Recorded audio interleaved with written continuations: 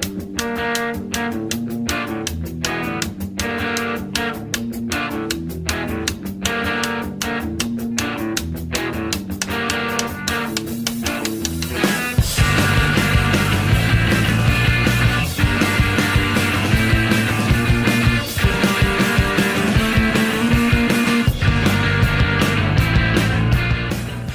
back. Hello, welcome. Hope you've all enjoyed your summer. This is Thrice Champions. We're all here together enjoying ourselves. And as I like to call it, a Premier podcast for a Premier town. You know, we've got to keep that facade going throughout this year. Hope you enjoyed your summer. Have you enjoyed your summer, gents? Yep. Football nearly came home. That was nice. Not had to do any gardening because it's just scorched earth. Yeah, Yep. I haven't cut the grass in months. I haven't needed to. Anyone here watch Love Island? Yep. No. Really? Why does that not surprise me? God really? forbid. No, I only did it because of to keep up with the young. The current times. No, yeah, the young people of this. Some excuse. this one. That's the first ever phrase that I muted on Twitter. Was hashtag Love Island. Yes, I'm here, but it still managed to get on my feed. Anyway, it's a £5 in a jar. Yeah, definitely. Agreed? Yep, agreed. Right. I'm your host, Greg Marah. Joining me as ever is the voice of reason, John Dobson. Good evening. Gokwan's best mate, Stephen Downs, and we are carrying that joke on this year. Fine, it's all right. I've got a different shirt for every show. So Is I've this stopped- one turquoise? turquoise, yeah. I've gone for the Australian barrier reef look tonight. All right, there you Oh, go. that's very nice and clean. Very interesting. And the man that proves gingers have souls, Dan Peacock. Thank you very much. Hello. I'm not sure about that. There's not a test yet. He met Lauren de Poitre. He's definitely that's got a true. soul. And he enjoyed every single minute. I did. Anyway, on the agenda this evening, we'll be starting off with Town against Chelsea in their 3-0 defeat very soon. We're going to have a Tony Gregg pitch inspection. Little Mix ruined it. That's life. Review of the transfer window in Twitter corner. But let's start with Chelsea. 3-0 defeat against Maurizio Sarri's side on Saturday. Many talking points, from refereeing to goals to formations to hitting the post to Alex Pritchard being assaulted but having a free kick against him. Let's start with the goals. First one's just It's unlucky. just unlucky. N'Golo Kante shanked that into the back of the net. Hit the ground first. Yeah, and you see, I've watched it again 2 or 3 times. I'm trying to see what could be done. Maybe Huddersfield Town could have closed down Willian a bit quicker. It's just one of them. You just like, I think that's a bit fluky, isn't it? It is a bit fluky, and Kante's not got a great goal scoring record, just as Makelele in the same role never did as well. He didn't know what he was doing, but yeah, you've got to stop those at source. Really, you got to close down the winger. Willian had far too much time and space throughout the match, and he certainly did on that occasion. Even then, once the ball goes in, Kante was in an ocean of space. He's supposed to be playing 3 centre-backs, but there was a huge gap in the penalty area where Kante was waiting. And I think Phil Billing was, I'm not sure if he was supposed to follow it in, but he'd lost him. He wasn't looking at, you've got to... So for all the finish itself was a bit rubbish, there were opportunity. There were errors that led to the opportunity. The position that arose. And it's Just unfortunate the way dominance, it's gone in, but it's take your chances at this level, isn't it? And they've found a way to go ahead. If it wasn't that, it'd have been some other way. Chelsea just better, let's face it. Well, yeah, and that came with the second goal, which effectively killed the game off. Yep. That's after Steve Mooney had hit the woodwork at 1-1. It could be a completely different game. He should be scoring that, to be honest. I know he's very unlucky. You know, then you usually see him go posting in and An inch the other way, it's in. yeah. An inch the other way, and that's in. And then an inch the other way he's missed. Oh yeah. missed target. Yeah. So Well, those are the margins you're living at, aren't they? yeah, and it's the Premier League, and the margins are much finer. And you when you create chances against top clubs, you have to take them. And what came then was, again, Chelsea afforded too much space. The formation didn't lend itself to Town's advantage because there was too much space in between the lines. And a flick from Ross Barkley, that's probably the only notable thing he did all game. Yeah. Into Marcus Alonso, and what from one angle looked like a really good challenge, on replay shows the referee made a very good decision. It was a definite penalty. And it's one of them you think, did Shindy really need to do that?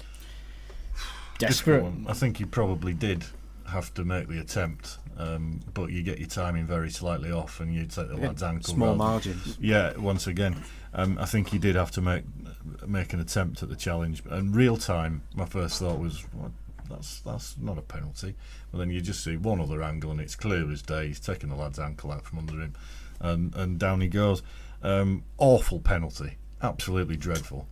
I'd say dreadful They goalkeeping. shouldn't be allowed. It really annoyed me on Friday night watching Paul Pogba run up like Zaza. Yeah. You know, Can I make a point about this? I spoke to Steve Mooney afterwards, and he sort of was saying that the referee should have maybe said that Juninho would have had to retake it. Jorginho, sorry. Because it's not a proper run-up. If you actually look at it, he does stop for at least a second in mid-air while he's sort of doing a skip and a jump. He was reenacting Jonathan Edwards, I think. That's a kind way of putting it. So, and the law states that if you stop during a penalty run-up, it should be retaken. I don't think he stopped, but think I'm talking about from Sarri's point of view. I'd have hauled him over the coals for that. So you practice your penalties, you put them on the inside of the side netting. Keeper ain't going to save it no matter what happens. Don't mess about like that. You're just inviting trouble. And if Hamer had just taken one step the other way, he saved that easy. Yeah. He very, very slightly wrong-footed and it rolled painfully, slowly past him the other way. But qualitatively, that is a really poor penalty. Yeah. And from Chelsea's point of view, I'd have been absolutely furious if one of my players did that. Well, I was annoyed that he had the audacity to do it against us, to be honest. Well, I suppose it takes cojones. Bravado, whatever you want to call it. You get a feeling he won't be doing that again unless because Well, Hazard will be back, and he's a Premier League first choice penalty taker for him anyway. Will he be back? He might be going on board another jet plane like his mate Thiago. Well, he might be, but anyway, for now, he's a Chelsea player. The third goal. You can't argue. There's nothing really about it. Town had gone 2 up top, which has never worked. No. It's one area that you kind of think for some reason it just doesn't seem to work with Mooney. It's and too big, Potter. Ben. It's a bit like when Town used to have Booth and Beckett up front. You just wondered why. Well, and obviously, but there's a lot of quality difference between Booth and Beckett in League One and Mooney and Potter in the Premier League. It's the same I think problem. you're being very harsh on Mooney and point. Well, it's just that it's like two similar players. Yes. They don't make the runs in behind. They're both looking for both. I mean, my mate made a very good point. Mooney he's not that sort of quick player. He's not a very. He's quick, but what he does is he makes runs in his style of play. Yeah. It's very hard for a striker who's played like that for several years to then adapt to something completely different. Yeah. He was signed as a focal point, a complete forward, your number 9, and I think Town are probably one of the only clubs in the Premier League to actually have 2 complete number 9s. But you do want something a little bit different if you are chasing a game, and we'll come to the transfer window, and maybe that's an area that we could have improved on. But by the same token, did they need to be pouring that much forward to leave quarter of the pitch completely unmanned for Pedro to run into? Great finish, but he had so much time to think about it. A player of that quality is not going to miss. No, the run from Alonso alone was just. Yeah, Alonso had a fine I mean, game. if Moy had brought him down, it would have been a free kick. If he obviously didn't make the tackle, he ran. The referee actually played a really good advantage as well, as he should have done. But there was a whole quarter of the field that Pedro had to run into where he didn't encounter anybody. 6 of them were all over Alonso at one point. Yeah, exactly. I think they've been dragged that way by Alonso, then they find the ball out to Pedro, and he had all the time in the world. Lovely finish. I think tactically the problem was when we took Pritchard off. While he was on the pitch, he was doing all the pressing, and it allowed Moy and Hogg to more or less just sit on the halfway line and only go forward if they were really needed when Town were really looking like they were going to make something from an attack. Where when Pritchard went off, Moy felt that he obviously had to move up into that position because Billing wasn't going to be able to do it, and that's where then the formation became a little bit hazy, particularly in midfield. And as John says, it sort of everybody moved up at once, and then there was no buddy back really in that gap, in that hole. We kind of went Mike Bassett with the formation. Yeah, we did. Yeah. So yeah, let's not. But we spoke in pre-season that it looked like they might be going 3 at the back, but it didn't look like they'd been practicing it at all. It looked like a last-minute decision. I kind of disagree a little bit, because I think Schindler and Zanka had a very good game, and Kongolo had a good game as well, despite the... Yeah, what but the it's not just about it's them, not just though. them, the Yeah. formation, and the key thing that was picked up upon is the space between the lines. Yeah. Which is what was exploited by Spurs 12 months ago. And it was exploited here again, and the best time Town have defended against the top sides was against both Manchester clubs at home last season, where they played 4-2-3-1, but kind of an inverted formation of that. With against Manchester United, Aaron Moy was playing a lot deeper. Danny Williams and Jonathan Hogg were doing all the dirty work, and then we were hitting on the counter. We were only pressing in certain areas. Man City, we just sat back. We didn't allow them any space. I think we were the side that probably frustrated them both games last season the most. You're talking at home, it could have been a draw, but for a fortuitous deflection, it could have been a win had Scott Malone not made a silly challenge. And away, we restricted Man City to very few challenges. This formation just didn't work, and I can't see, if we keep playing that, it's just going to keep happening, especially because Town's record after going behind is woeful. Still a bit Yeah.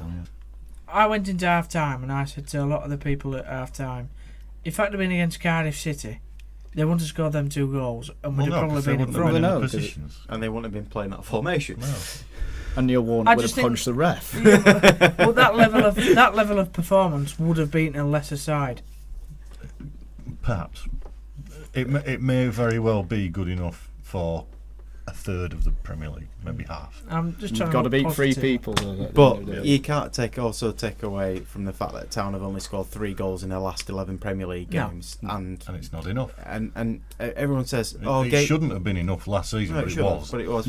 And then this time round, you've got to think. Everyone's saying that top 6, we're not going to get any points, and it's just a bonus. But without them bonus points last season, beating Man United, 2 points against City and Chelsea, we would have been down. Yeah, Arguably the point against... Chelsea, you said. yeah. Sorry, yeah. We could have been down. Those 5 points are literally the difference between the two. So, I personally speaking, I thought we would go for it a bit, because Chelsea are in transition. I know they've been able to we did. plough a lot of money in. First half, it was but positive. The formation-wise, because of the spaces left in between the lines, which were far too easily exploited.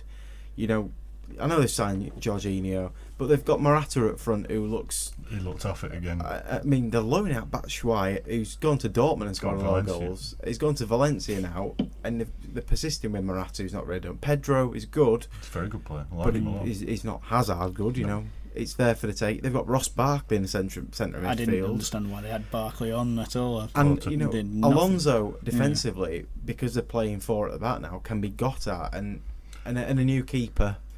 But That's the main thing, is that Arisa Balaga was not tested anywhere near enough. Yeah. No, I agree with I that. don't think it could have been. I thought Chelsea were quite good at the back. He had 1.5 saves to make. Well, one at his near post, and One then there was straight. another one towards the far post that, I say half a save, because you're expecting every goalkeeper in the Football League to make it. Yeah. Didn't work him anywhere near enough. He is a fantastic goalkeeper, by the way, and I'm absolutely distraught that he's left Athletic Bilbao. But Town just didn't work him enough. No, I think there was the one I saw notice was like Pritchard's sort of curling shot that went straight down the middle. Yeah. But he was out in the right yeah, place. Just easy. any keeper worth the salt that isn't Karius is going to save that. Yeah. I'm going to take your points about Town creating now, and should Town have had a penalty? David Luiz on Pritchard. I don't know. It's David Luiz, yeah, it's probably a penalty. Yeah. My thing, if that's on the halfway line, it's a free kick. But how is it a free kick to them? Yeah, that's what I don't understand. Pritchard lifted him up. Yeah, So somehow. it's a bizarre one. But overall, I thought the ref did it all right. So Yeah, I don't mean, want to be too picky about it. a couple of decisions. A corner, which was clearly it should have been a corner. It was given as a Are goal we on kick. about the one where keeper touched it? Yeah. I couldn't tell if he sort of got his fingertips after it went over the post. No, he didn't. I mean, Was it? I'm blind and I could tell it was a corner Well, from where I was sat, and I didn't even need my viewers. With it being David Luiz, though, you've got a presumption of clumsiness against him. So my first thought is generally that it's probably a foul, whatever he does. Yeah. But I'm not sure whether it should have been given or not. But to give a free kick the other way was just bizarre. Let's be honest, Chris Kavanagh at referee, there were always going to be mistakes. I mean, we've seen Chris Kavanagh against Preston 2 seasons ago. I never remember who referees are and where they've been and whoever. Because I do, because that Preston So game we just gave don't about 50 free care. kicks. I remember that. I was taught well by a certain Rodney May to remember referees. Yes. So I've learnt referees that you should and shouldn't trust, and his name does ring a bell. And Chris Kavanagh is one that you shouldn't trust. There we go. We'll move on from the game and we'll question the number one. It was a bit of a surprise to me that Ben Hamer was selected a Jonas Lössl as Town's number one on Saturday. I know Hamer's had a really good pre-season, but Jonas Lössl was at the World Cup. He's had a few extra weeks holiday. I don't think Kyle Walker would accept that. He cut his holiday short to come back for the Community Shield. Fair play to him. But obviously, young family, you want a bit of time away. Your family's come back and found himself as number 2. I don't know. I really don't know what to say about this, because I think Hamer's actually a solid keeper, but I think distribution-wise, I think Jonas Lössl, even though his distribution. the build there was a couple of times when Hamer's poor distribution invited pressure onto Town. I don't see Lössl being out of the side for very long, if at all, ever again. If fit, I just think he's a better keeper. I think Hamer's an upgrade on what Town have had as far as a second choice keeper, and that's fine. A genuine competition as well, which I think is good.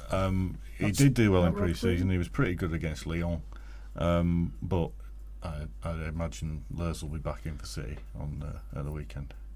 I was ecstatic when we signed him, to be honest. I thought, wow, we've actually got a keeper that's prepared to go and fight for the number 1 spot. I mean, I don't think I can really ever remember what the last one would have been Ian Bennett in terms of, for me, since I've been supporting Town. But I think Hamer is a good keeper.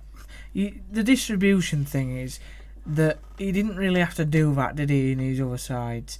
So he's got to learn, to be honest. Lössl already knows it, and he's played it out in Germany and for various other clubs. Hamer's not really had to do that before, so I think that's just going to be a learning process for him. But in terms Can't of afford the time. No, I know, but I think in training and getting him up to speed in maybe other matches that he can play behind closed doors or whatever, it will be in time. He'll get there. I think he's a great shot stopper. I think he's got no problem coming for corners and crosses, which I absolutely love. And to me, he's a good goalkeeper. I wasn't surprised that he was picked as a number 1 because of the reasons that you state. Now, whether Wagner thinks that Lössl is deserving to go back in the number 1 spot, we'll just have to see. Well, Defensively, there is.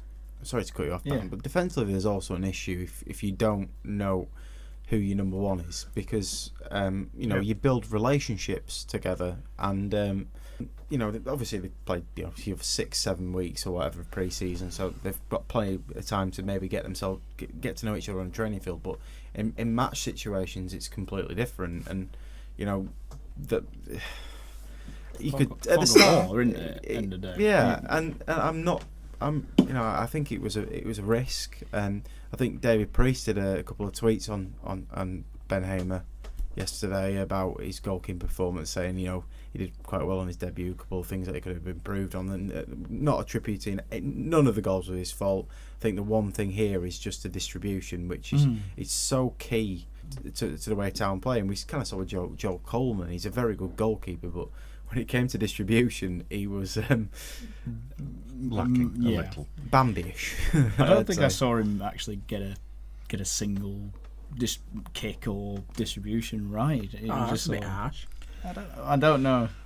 Maybe I'm Then again, being everyone harsh. was going, "Oh, Edison's amazing." If you watched Man United Arsenal yesterday, Yeah. that's two of the worst keeping moments I've seen. Petr Cech nearly puts into his own net, and then Edison plays it straight to I think it was Mesut Ozil, Yeah. and I was just like, and both times not a goal. He's just like, what am I watching? How are you worth so much money? Well, You're going to get mistakes when you do that, though. Because the ball's arriving at feet, you've got an instant decision to make. This wasn't just mistakes, John. This was I wouldn't do that. Mistakes will occur, and when it's a goalkeeper, it's highlighted more because of where they are on the field. And you get a lucrative So deal. there are risks inherent with it, but if you base your entire game plan around it, then you've got to get it right more often than not, and you've got to be there with it. The outfield players have to be comfortable that they're going to get the ball in reasonable amounts of space rather than be put under immediate pressure, as some of the defenders of Town were on Saturday on a number of occasions, and that just invites pressure on, and eventually pressure tells, even with a shanked shot from 6 yards that looped over the goalkeeper's head into the far corner. Going ahead of Manchester City next Sunday.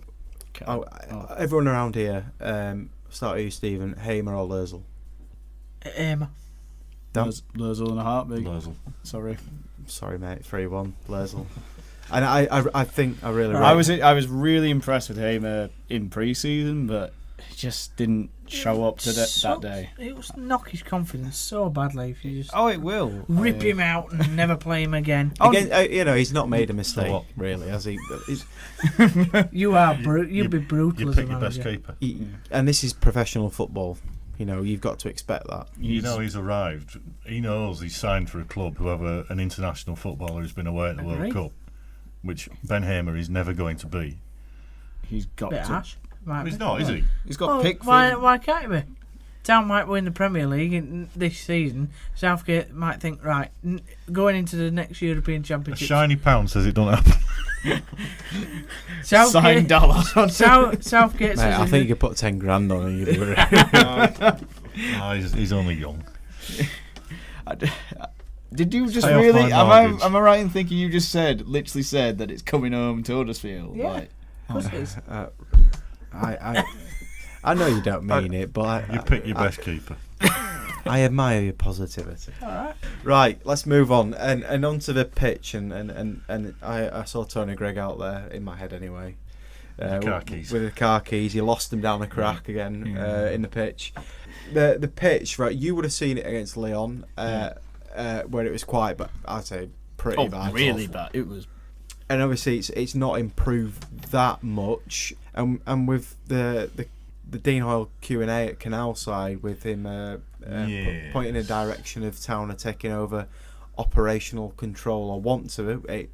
I think It's in motion. it is in motion. It was in the Examiner today that with the council, I think, are quite happy for him to do it. I think more to the help, the advertising revenues, etc. But I have a feeling, maybe something down with the pitch as well, because It's been escalated because of the pitch, I think. I have a gig on the pitch a month before the season, especially when the fantastic media lower is a removable for this very stand. reason. For this reason, so you don't have this happening. It's mad, isn't it? It's absolutely mad that we're in this mind-boggling, situation, and I know the weather's perhaps played a part. Yeah, for sure. I was about to say. But the Etihad have managed to put on, I think, 10 or 12 concerts. Manchester Cricket Club, and they just literally just put mats on the floor, and the pitch is fine. Well, they've got Liam Gallagher on Saturday, and they're playing a game of the week after. No, is he playing instead of Hassim Habib? Have you got his name right? Yeah, he was averaging 8.25 as an opening batsman. Yeah, might as well get Gallagher in there. But yeah, they've never really had a problem. I think a Foo Fighters won at Old Trafford when it rained, but a week of decent weather Rained, in Manchester. Never. Sure. I mean, How could they not come to this eventuality? they had wildfires, so you never know. But yeah, there is many questions that need to be asked. Why wasn't it put in that area that was designated for the stage, and why was it played on the pitch? Why was it done so close to the start of the season? Yeah, I mean, there's a number of things at play. Obviously, it fits in with the touring band's schedule and what have you. But to have, the Giants were playing away from home for 6 consecutive weeks, barring one cup game when the pitch was absolutely awful because it had only just been reseeded, sand everywhere. You've spent that time, you've spent that money, and then to do it, you should do it before. Exactly. And if that doesn't work for the schedule, then Tough. Kind of tough, really. Yeah. But that stadium is a community asset. It's been paid for by the community in the interest of the community, and that was a big money spinner for them. So I'm happy for that sort of thing to go ahead, but there needs to be lessons learned from how it actually went down. I think there's big questions as well regarding how the HD1 scenario moves forward, because if Town do get control of the stadium, that means they have control of every decision that goes on. I think with it's the only stadium. operational control. So I'm very uneasy about that. if it's for the sole purpose of more advertising revenue, and I do think maybe marketing and advertising which happens is better being in. Let's face it, Town have paid for all the upgrades to that stadium. Giants have paid nothing. The council have paid nothing. Fine. It's a 40-40-20 venture. Really, it should be everyone pulling in. But because Huddersfield Town Football Club, especially with the Premier League money, have all this money. They had to do it. They only had to, well, they did have to do it, but They're the ones the with Huddersfield the money. the Huddersfield Giants are then and the council are benefiting from it. So I know it's I'm still uneasy about it, and I've only seen the headlines and sort of brief précis of what Town are actually asking for, but I'd want certain safeguards in place regards the council involvement and the Giants. I got a bit twitchy when Hoyle saying he wants it to be a Huddersfield Town stadium for Huddersfield Town Football Club. I didn't like that at all because it isn't Town's, and it shouldn't ever be Town's. And the whole reason it was built was for the town itself. Yes. And let's face it, the highest ever gate at that stadium was a rugby league international. And it's been able to bring in rugby union, rugby league, because it's a rugby league stadium. And I think a lot of this animosity between the football club and the rugby club is all down to Ken Davey. Yes. And his personal his decisions. Fan-dangling of a certain situation. Yeah, and it's lasted for a further decade, and I do think that people need to kind of grow up and look past that and try and think, listen, we're a community, this is a town, we need gigs to be playing here like they used to be with REM and U2, this is the first massive gig I can think 15 of. years? Certainly. Is it Brian Since Adams? The Beautiful South, I think. Yeah. Was it? That might have been Brian Adams. I'm not taking Hoyle's comments out of context of what he said, but to me, on the outside, that looks like we're saying as soon as we get control, there'll be a slow process to shove the Giants out. I don't think that'll happen. No, I genuinely genuinely think that will happen. No, You because look at it's still 60. Greg, it's going to happen. I think it's going to happen, honestly. I don't think it will. How logistically do you think it will happen? Do you think Hoyle will buy them out? Or? No, because as soon as they get operation control of the stadium, they can decide what goes on in the stadium. Yeah, but so the Giants, if you look at the terms, and you've got to look at the terms. Yep. The town will be paying. It's basically all around the money in the advertising. They're not going to boot them out. They would have to physically buy Huddersfield Giants share from them, which they never will because it's in trust, I believe. Well, that's how we lost the shares in the first place, because David did what he did. He bought shares for £1 and covered the debt, and that's what happened last time. I do think there's an issue, and it goes back to the animosity. I don't think that they're going to boot them out because I think it'd be a travesty. Yeah, it'd be wrong. It's a sporting town. We should take pride in our rugby league history. We created the sport in this town, and everything that goes with it. Yeah. And I think there's too many people are getting too emotional quite quickly about it, and you can see it on social media. Wait until it all transpires. Yeah, absolutely. I have a feeling it's going to be good for getting more revenue in for the club. Yeah. Naming rights and that thing. And that's what I think mainly it's going to be good for. I don't buy the kind of kicking him out of the stadium. But he's saying that that over revenue will come from, say, the kiosks. Because at the moment, I believe that the money that they make from the kiosks, a certain percentage goes to town, but then a certain percentage goes elsewhere. That's kind of the thing, isn't it? No, but it was in the Examiner today that councillors kind of quashed that. Right, okay. KSDL are still going to be responsible for that. I haven't read the article, by the way. I'm only going off what Dean said at his Q&A, so...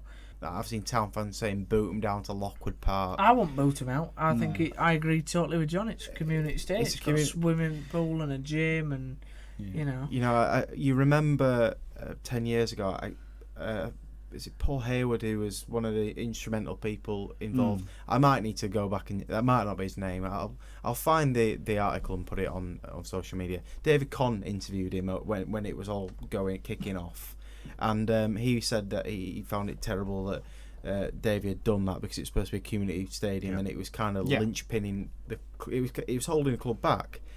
And the HD1 situation, it's hugely complicated. Dan Fowler wrote an article on it a couple of years ago, and saying that the HD1 thing was the thing kind of holding the entire thing back because HD1 is an idea from the early 2000s. It's a myth. Yeah, it's a myth. And it'll never be the financial economy boosting thing that it's going to be because who wants to go to a dry ski slope when we can go to a chill factor. I was by Old Trafford, by the Trafford Centre yesterday.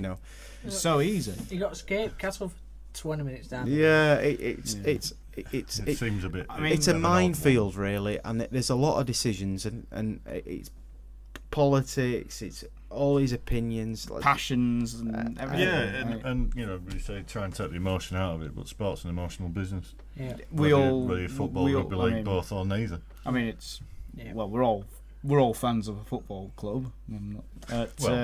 We'd never want to see that football club go down, and fans of a rugby team would never want to see their rugby club go down. Again, I think it all stems from that Davey era, which has created a toxic atmosphere. Yeah. And I think the only way that'll ever transpire that gets rid of that horrible atmosphere is when he finally gives the Giants to someone else, and they can run it. And don't hold your breath. Yeah. No, I don't hold that breath at all. I think probably only one way that'll happen, and sadly it's not a good ending. No. I mean, to me, sorry to jump in, but to me personally, I think it's looking at the state of the pitch, looking at the logistics of it. It needs someone that you need clubs or the stadium have never had, and that's someone who can get the logistics of organising events. I think they've got to learn. It's just about learning process, and I think they need to get people in who actually know how to run these situations a lot better. It's a very strange 10 years situation. Out of practice, you could argue. I don't think it's that. I think there's always been animosity. There was animosity years ago between the football club and the Giants, and they used to share the same office. Yeah. I think people need to. There needs to be someone who's not just a mediator but a leader in that in KDSL. Agreed. Yes.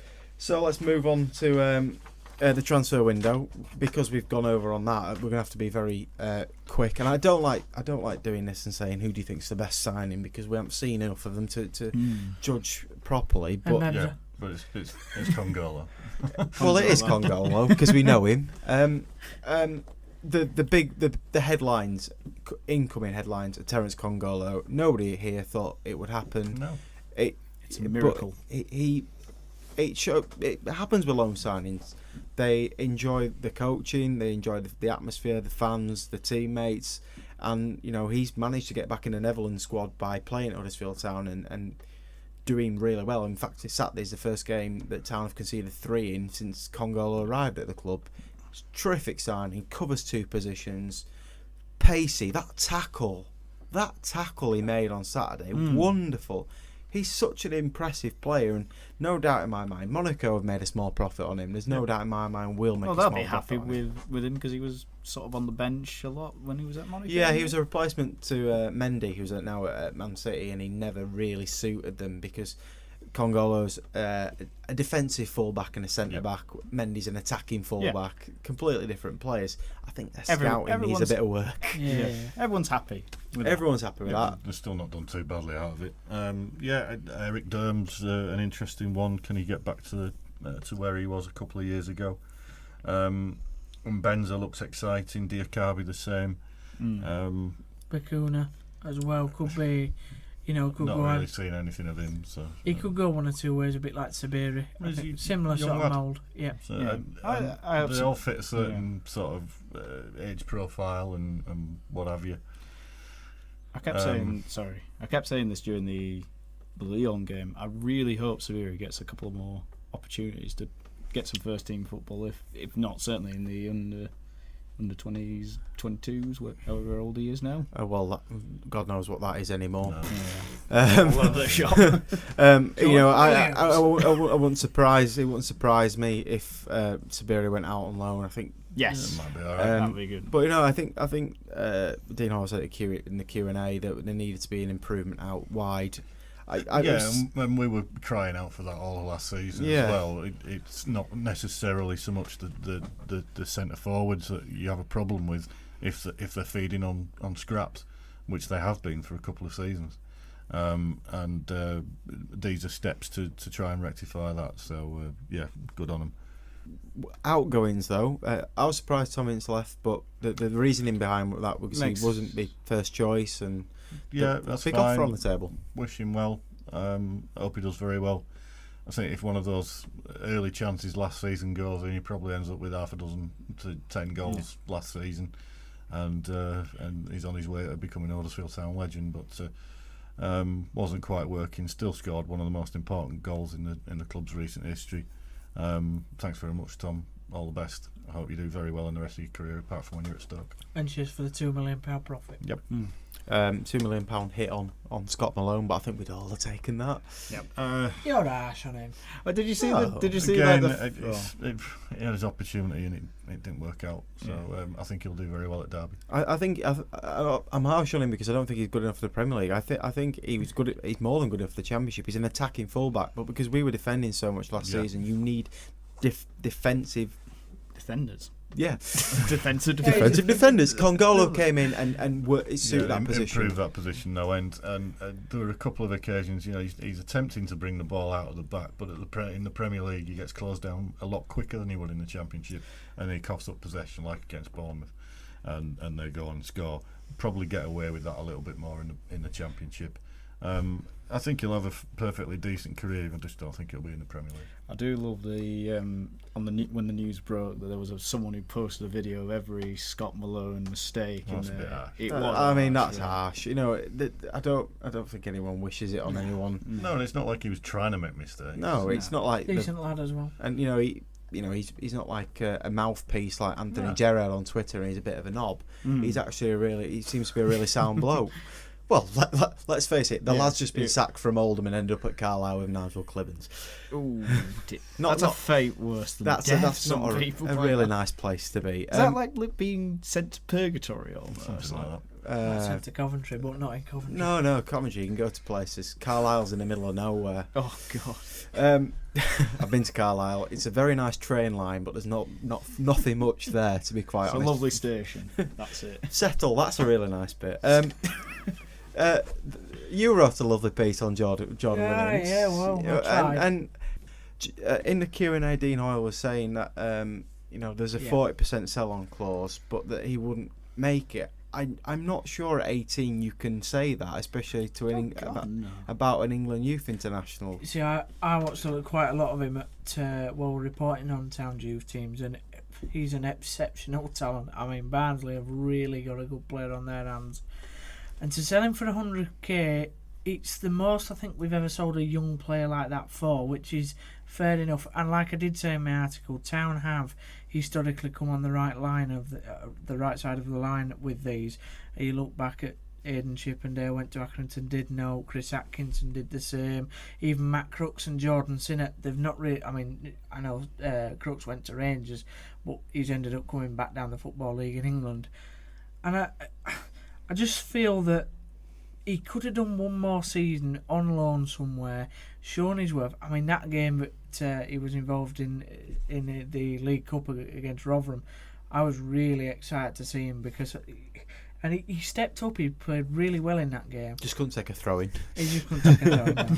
That's kind of fundamental, though. Yeah. I mean, 40% on the transfer. If he goes for 3 million or 2 million from Barnsley in a couple of years' time, which Barnsley do normally sell their players at that price for, the good ones anyway.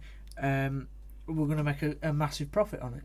But I would have loved to have seen him just go out on loan for another season, full season, but send him to somewhere like not Bury.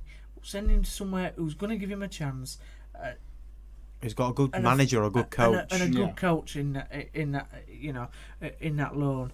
I just think it's a little bit sad, really, because where does it leave the under-23s now as a prospect? We've got Matt Daly coming in. Matt Daly. Yeah, Matt Daly. England under-17. And Ryan Schofield, of course, the two now big hitters really in the under-23 squad. But I still do find it a little weird how...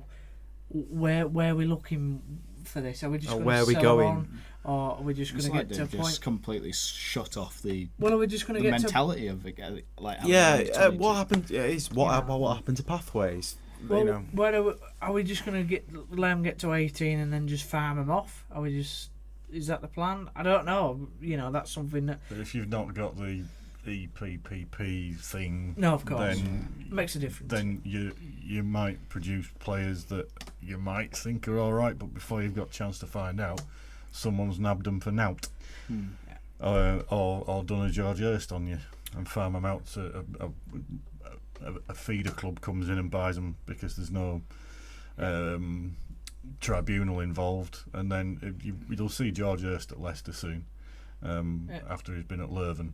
And it stinks, quite frankly. Like I said, there's nothing wrong with Town. Vinny Steele's at Burnley, there's another one for you. Like I said, there's nothing wrong with Town selling Jordan Williams, and we'll only find out whether it was the right decision in the fullness of time.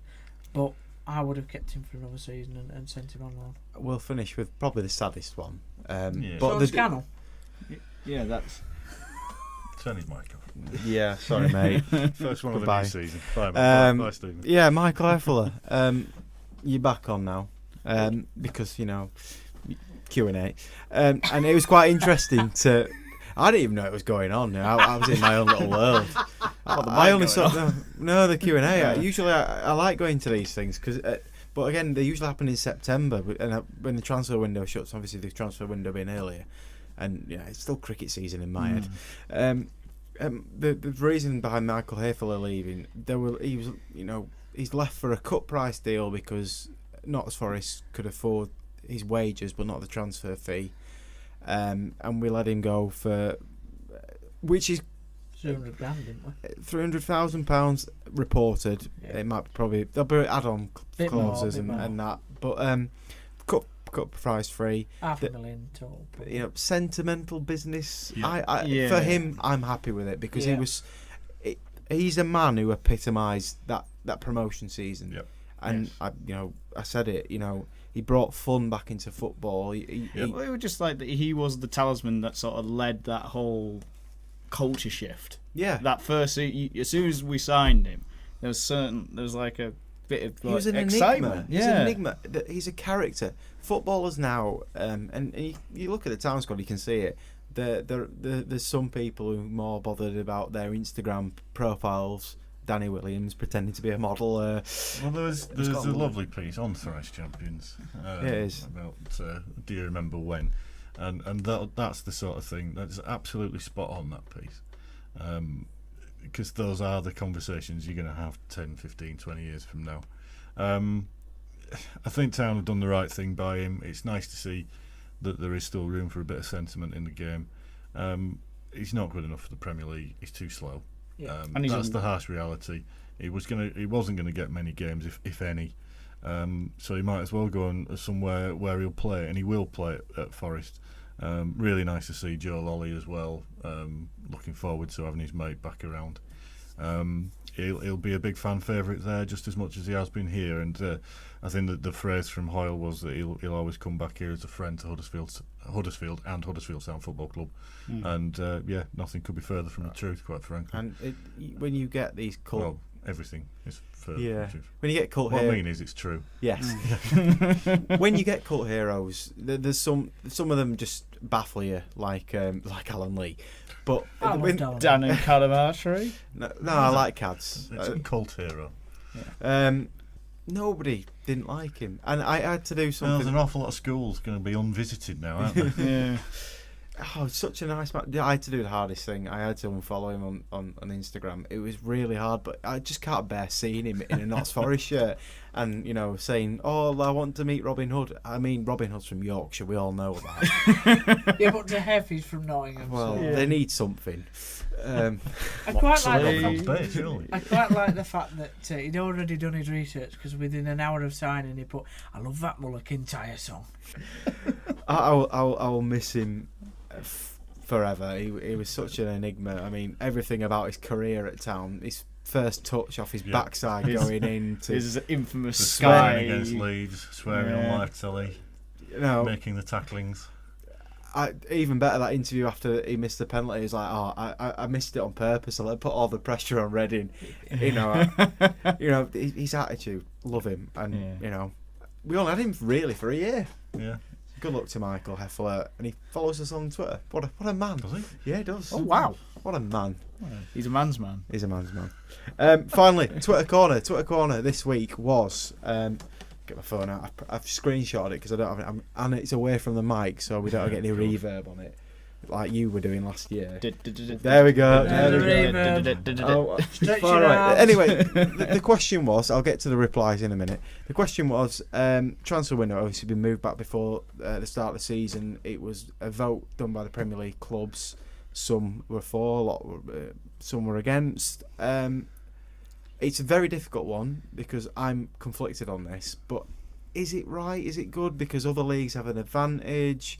We're 3 weeks left with a window. We're in a World Cup window as well, so there's a lot of things going around. Promoter clubs will have less time to bring in players and recruit. I mean, if Town won the playoffs this time, we'd be really struggling, I think, to get the players in through the door. A nightmare. But on the flip side, you have to be prepared and you have to have the right processes. Is it a good thing?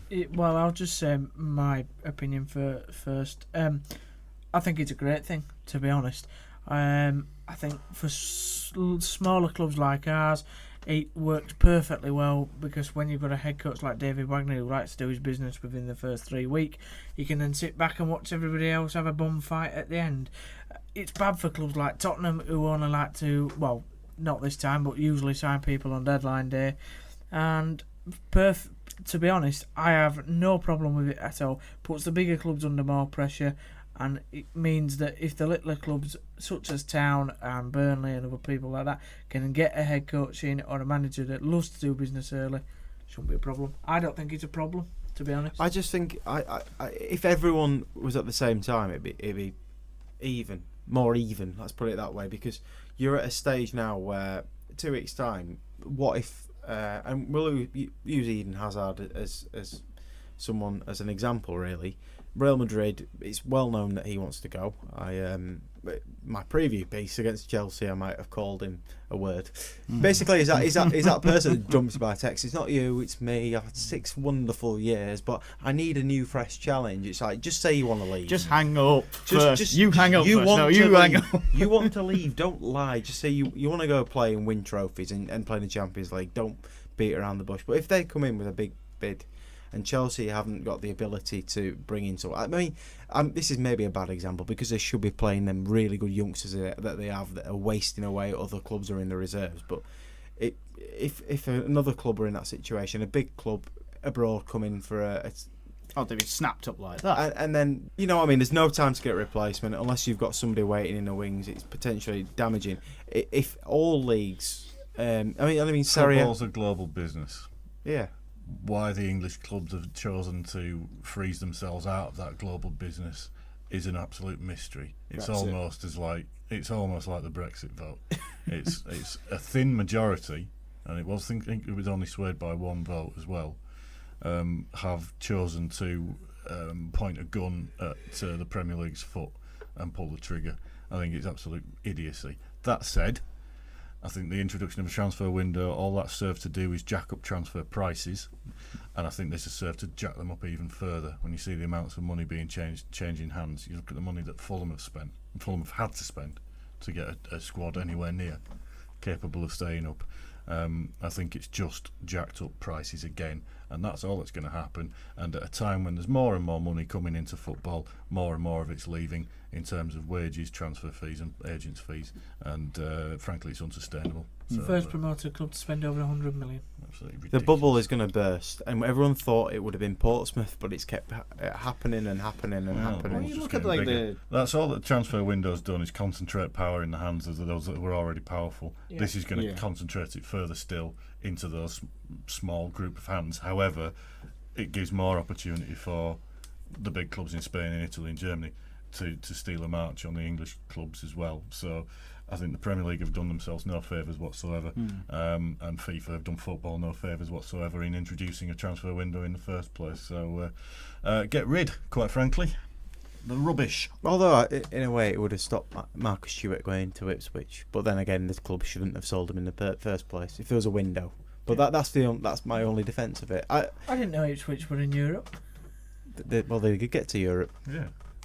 with No, Marcus Stewart. Physically. Yeah, but the transfer window used to shut. It used to be March 15th, like 6 Okay, weeks. yeah, 6 weeks before the season, you could make a transfer all throughout the season. It's Yeah. still like that in non-league, I believe. Yeah. Yeah. It is detriment, I think, to smaller clubs. I know you say, and I understand what your point. There are pros and cons, but I think the cons far outweigh the pros. And you know, the vote was arm's length, not either reverb. 58-42 people thought it was good, but I don't think people realise the well, just look at transfer and wage fees since the transfer Well, it window just came keeps in. going. In yet another Brexit analogy, I think it was Spurs, there's some spokesman saying that because of the reduced window, they've not had the space to operate, and that's how come they haven't made any signings this summer. Nonsense. They voted for it. They voted for it. Nonsense. Idiots. Yeah. It might change. Sow what you reap. It might. I think it'll. Reap what you sow. That's even better. Yeah. isn't it? Sweet. Well, no. I have a feeling the vote may change. Yeah. I think there's some real clubs that are unhappy and some that Let's vote have a for it. referendum on it. No, let's not. No. Let's not. I'll silence you again. Stop making things political. Political and football doesn't go Yep. together, allegedly. Gagan Terry made a very good point. It's far too early, as he says. It's far too early. I mean, Serie A's this week, at the end of this week, before their season starts. Yep. Again, 2 weeks before the other clubs. I think it's detriment to them. And as he puts out, this Gagan Terry says it's a World Cup year. It's balmy. Too early. I can't. I'm trying to struggle talking to Mike and look at it like this. Yeah, you're not I feel gonna- like one of them people that stop at try and do a selfie at the top of a building and end up killing themselves. Well, I'm going to say, are you going on the Instagram? Are you doing No, your Danny I'm not. Williams? No. I had to unfollow him. Oh. I like him. He's a good bloke. He's a good bloke, and we all like that incident last season, but not the Instagram. But no, Liam Parker makes the same thing. All of Europe would have to be in line for it to be fair. But Yeah. again, as John points out, all it does is drive transfer price up. It's. I think this is. There's so many pros and cons, but I'm saying no. I don't like it. I think by minimising the time, basically agents are getting more powerful, and super agents getting more powerful, and I don't trust them. I really don't. Wolves have got Jorge Mendes, but we saw how that unfolded at Valencia. What's going to happen when that kind of thing If transpires that at goes Wolves? Pete Tong and You know, they that- lost this weekend, It could make Portsmouth look like me losing a tenner down back. And, So- and let's face it, Yeah. all that money, and they've only just managed to get a last-minute equaliser against a 10-men Everton. It's Can't- bonkers. It's Can't wait bonkers. for Wolves to disappear. Go. Ooh, brutal. No, I just don't like the way that club's run. Carry on. Anyway, yes, so it's 58-42 on the vote. Thank you very much for taking part, and thank you for everyone who got in touch. Gentlemen, as always, it's been a pleasure. Thank you for your time and your opinions. It's all right. Hope you all have a good week. Quick view. Town against City. Are we expecting anything? A No. miraculous point? Or No. 3-1 to Huddersfield Town. please don't get rid of Colin Corner. He's Colin gonna Corner he's gonna hat-trick. come on. He'll get you 3 points. We end with dreamers. Ben Hamer, penalty. There we go. There we go. Cheers, guys. As always, thank you very much. I hope you enjoyed listening. Until next time, have a very good week and enjoy yourself. Bye-bye.